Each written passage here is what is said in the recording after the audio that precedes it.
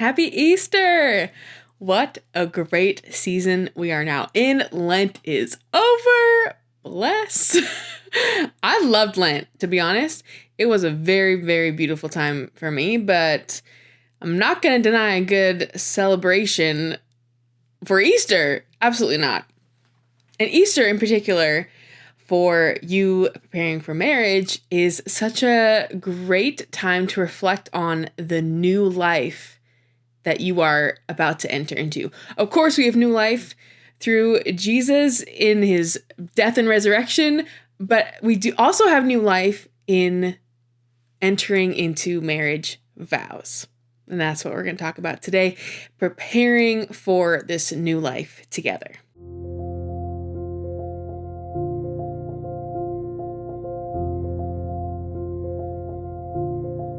I'm Laura-Anne Smid, and I help Catholic couples navigate engagement so they're present and prepared for their wedding day and life as newlyweds. So today, I want to talk about 3 ways to help you prepare for this new life together, both you and your soon-to-be spouse.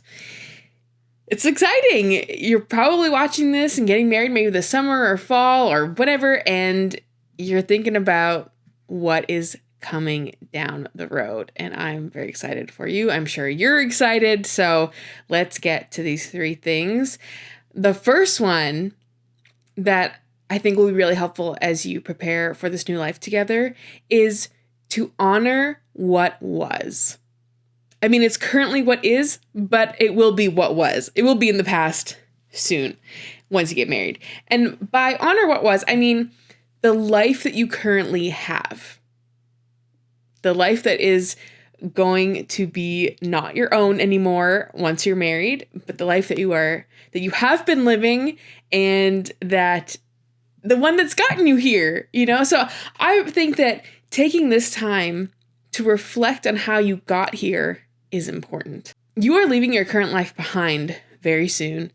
And of course, you're going to take good stuff with you, but ultimately, you're becoming something new. The two are becoming one in marriage, and a new version of yourself is being made. So taking this time to honor the life you've lived, I think that transitions deserve proper attention and proper goodbyes, proper send-offs, That's kind of like your bachelor or bachelorette party.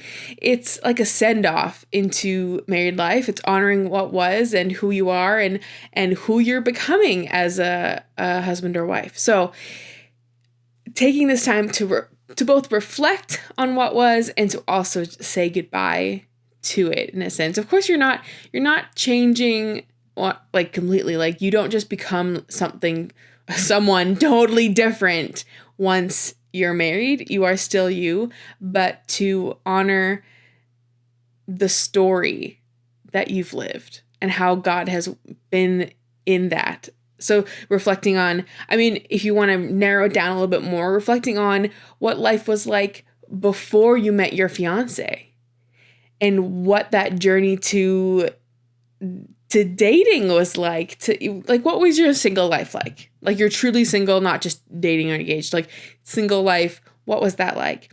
And how did that prepare you for the relationship that you're in now? Or maybe past relationships that prepared you for this one that you're in now, thinking about those in a healthy way, to not bringing up old stuff necessarily, but just thinking about what got you here. And then thinking through your relationship too, not just your own life, but the relationship that you've had over the past however long you've been together, and just examining all the details to see God's hand at work in your life through this person that you love so much. So that's the first one, is to honor what was.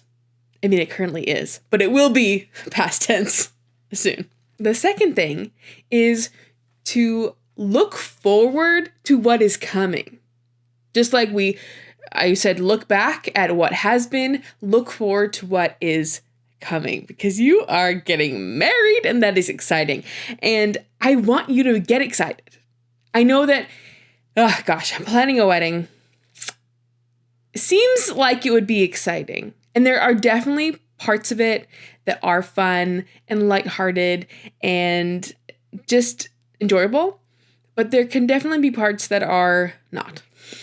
And if you are kind of at the home stretch of wedding planning, you know exactly what I'm talking about. You just want to be married already. Wedding planning can take a hike.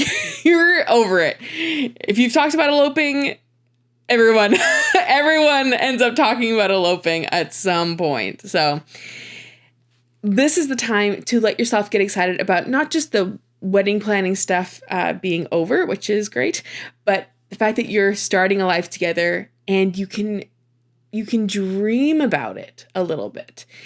And I think this is helpful so that you can also, if wedding planning is really getting you down, taking the time to look at what's coming, what your marriage is going to begin on that day, and what is life going to be like. Starting to dream up, you can do, on your own, but doing this together is a great date night activity to just think about what is our life going to look like when we're married? What do we want it to look like? What are the traditions we want to incorporate into our life? What are the routines we want to make together? What are the trips we want to go on? I don't know, just things that you're dreaming up together to talk about the vision for your marriage. So looking forward to what's coming will help you prepare to transition to this new life. The third thing that I suggest, the third and final thing, this is a short episode today. The third thing that I suggest is to spend more time with Jesus. God is meant to be our first love, with our spouse after that. And, just think about all the time that you spend with your fiance and give just a fraction of that to God. He wants to spend time with you, and it is so good for our hearts to make time for Him. And honestly, I would, if your prayer life is already pretty consistent, you're in a good rhythm of time with the Lord, I would say double down. Double down on the time. You can never spend too much time with Jesus, but you can spend not enough time.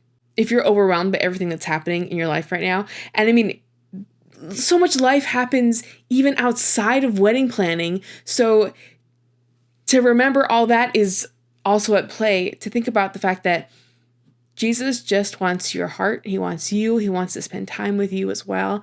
And you need to make time for Him. It will absolutely make a difference in the way that the rest of your engagement goes and the way that you enter into newlywed life, because you want to be grounded in truth, in the person who is truth, so that you can see. Well, here's the thing. You want those things because at this point in your engagement, if you are very close to your wedding day, or even if you're not that close, but especially when you're very close to your wedding day, the enemy likes to attack engaged couples.